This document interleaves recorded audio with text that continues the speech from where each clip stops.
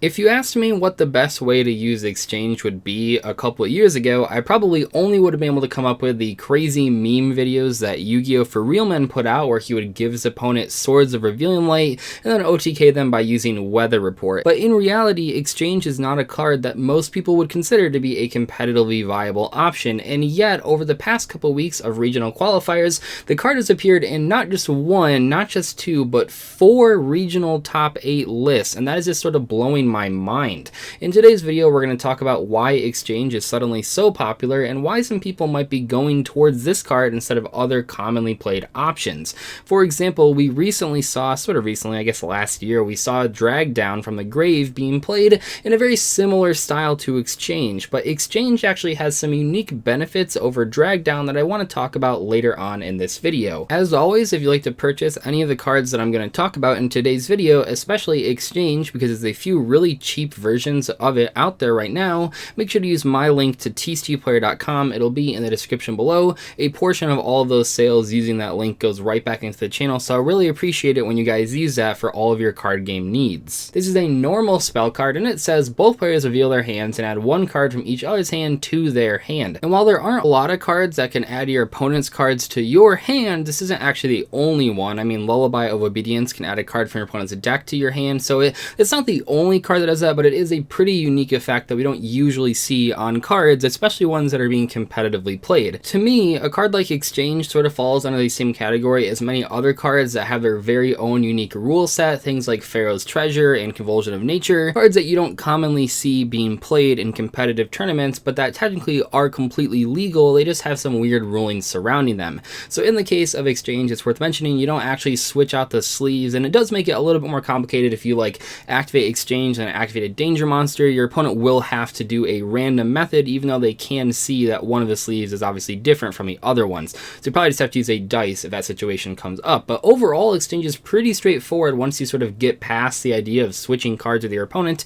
And a lot of people have been playing this over the past couple weeks. Not even just the people that are topping with it, but a lot of people have been playing it at the top tables. They maybe didn't quite make the top 8 finish, and it is seeing a lot of experimentation, which is kind of strange because for a long time, people just didn't take this card very seriously. In fact, the only other format where people were playing a card very similar to this, and in some cases were playing exchange instead of this card, was Drag Down into the Grave. This was in Goki format pretty much a year ago at this point. It was very popular at the NAWCQ, and in both cases you're using Drag Down and exchange for very similar reasons, and that's to get hand traps out of your opponent's hand. Drag Down from the Grave says both players reveal their hands, each chooses one card from their opponent's hand, then you discard the chosen cards from both players' hands, then both players draw one card. So there are some key differences here that make exchange actually better than Drag Down in a lot of situations. When Gokis were getting played and people were experimenting with both exchange and Drag Down was like the clearly more popular choice. Way more people were using that card for a variety of different reasons, and I think in a Goki deck it does actually make sense because you can set up some of your graveyard plays, you can cycle through your deck if you bricked, but overall the reason that exchange is getting played right now is because it doesn't give both players a draw. I know that sounds weird, but when you're using a card specifically to get rid of opposing hand traps, you want to make sure your opponent doesn't then just draw into another hand trap. I know that sounds silly, but a lot of times if you took out one from their hand, their chances of drawing into another one were pretty decently high. However, in the case of something like exchange, even though you don't also draw a card, your opponent doesn't as well, which means that both players now know exactly which cards are in their opponent's hand, which is okay for the players that are playing exchange because they're going to do a combo anyway, making an almost unbreakable board, or at least a very solid setup. You see, when you look at those decks that were playing exchange over the past couple weeks, 3 of them were Orcus decks, and 1 of them was a dragon sort of combo deck with Crusading monsters, but all of them are strictly combo decks. They're not controlling decks because exchange on paper, just looking at pure card advantage, is a -1. Both you and your opponent swap one card in your hand, that's not factored in, but you do lose the exchange in the process. So you need a deck that can consistently churn out a big set of monsters or a big field to actually offset the initial card advantage loss by playing exchange. But why would you need to play exchange when Called by the Grave already exists? Called by the Grave even features very similar artwork to Drag Down, so it fits right into this discussion. We see a lot of cards here that people have played in the past to deal with hand traps, and people still are playing Called by the Grave. Don't get me wrong, this card is still seen play in all those decks. The key part here is that people that are siding against these big combo decks that are playing being called by the grave are going to side into hand traps that can't be called by the grave. Don't get me wrong, they're not going to only side into ones that avoid that card. Things like Ash Blossom and Effect Veiler and Artifact Lancia all can be called by the grave but are still good choices. But if possible, they're looking for hand traps that can't be stopped by call by the grave. There's actually 3 big ones right now that are very commonly used that call by the grave is completely ineffective against. So first up, you have Infinite Impermanence, the go-to hand trap that stops everything. It's a trap card, so obviously can't be hit by the call by the grave. You have Psyframe Gear Gamma, which while it is a monster card, activates and resolves all in the hand, not the graveyard, so that once again can't be stopped by the call by the grave because it's not in the graveyard. And then lastly, the new card, the card everyone is so afraid of, all those combo players are so afraid of dealing with, Nibiru, the new hand trap. These 3 cards are very commonly played right now in a variety of decks, and Exchange is a card that can take those out when Call by the Grave really couldn't. What's especially appealing here is that the cards that you're giving to your opponent in a combo deck are probably going to be less good in their hands than they would be in yours, because at the time that you're using Exchange, hopefully you've already gotten a few of your starter cards on the field. You probably haven't made the Nightmare Mermaid yet, but you might have even made the Nightmare Phoenix or Nightmare Cerberus, and you're just about ready to go into that mermaid. But then you activate Exchange and you might only have 1 or 2 sort of useless cards in your hand, and you don't really care what your opponent discards because you just need 1 card in your hand to discard for the mermaid. And for the 3 out of 4 players that topped with Exchange and were using an Orcus engine, the really cool part here is that it doesn't matter what card your opponent gives you. It could be an Altergeist card, it could be a Skyscraper card, it could be whatever, because they're just going to discard it with Nightmare Mermaid and go about the rest of their combo. However, if you are not playing Orcus and your opponent gives you like a random card from their Orcus deck,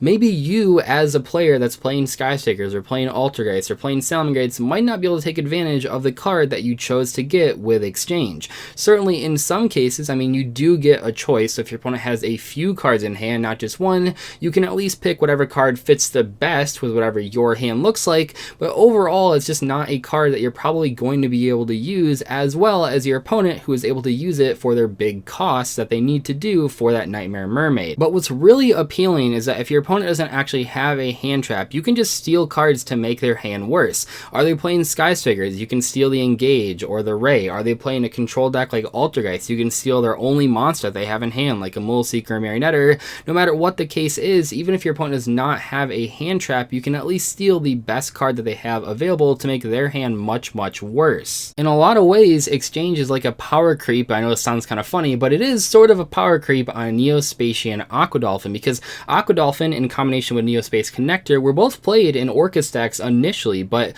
one of the problems with that combo is that a lot of times you actually can't take out the hand traps that really, really matter. Things like Artifact Lancia and Infinite Impermanence were unable to be affected by Aqua Dolphin unless you had other cards on the field. Well, in the case of Impermanence, you could never get rid of it, but especially now that all the combo decks pretty much have to prepare against Nibiru, they're just not going to have a great way to get that out of their opponent's hand with Aqua Dolphin. Many times, to actually summon a monster with more than 3,000 attack, you would have to summon more than 5 times, so the Nibiru would just wipe out the entire field. The fact that Exchange is actually being played competitively at this point, even if it's just in side decks for going first, really does go to show just how much players are willing to prepare against these new Megaton promo cards. They are very, very scary, and even if it's not a hand trap, maybe it's just Dark Ruler No More, something you can take out of your opponent's hand to help them not break your own board, is going to be very appealing to these combo players. But realize that these types of hand manipulation cards in these combo decks are not perfect. They are usually -1s in card advantage,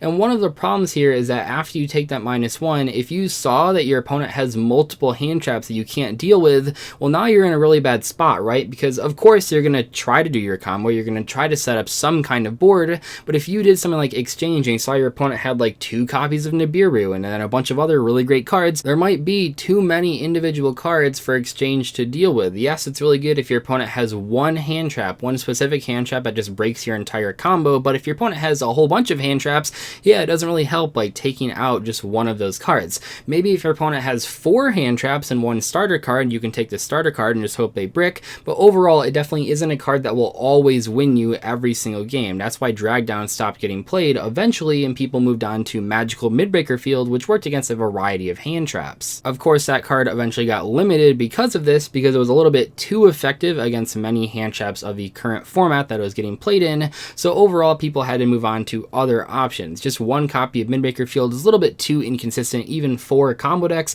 even though it's a field spell that you can search with terraforming, people just in general have moved on to other options against these hand traps, such as Exchange, which is pretty much the new hotness for the next couple weeks as far as combo deck answers to hand traps really go. Anyway, hopefully you guys enjoyed today's discussion video on Exchange. I really can't believe that I'm doing a serious video about this card, but it is really cool. It's one of the many things that I love about Yu-Gi-Oh! Not having set rotation. You can get this very, very, very old card that suddenly comes into the competitive metagame, which is kind of random, and it takes a lot of specific things to come out and to happen with the format for this to actually be viable, but it is viable and it is getting played, and that's really, really awesome. As always, if you'd like to purchase any of the cards that I mentioned earlier in this video, especially Exchange, which has some pretty cool secret rare printings for not very expensive prices, make sure to use my link to tctplayer.com. It'll be in the description below. There are some really cool versions of Exchange out there, and also if you just need any card game supplies or any cards, make sure to click that link because it goes right back into the channel. I really appreciate you guys using it because it does help out a lot. Anyway though, I'll see you guys later. Thank you so much for watching. Goodbye.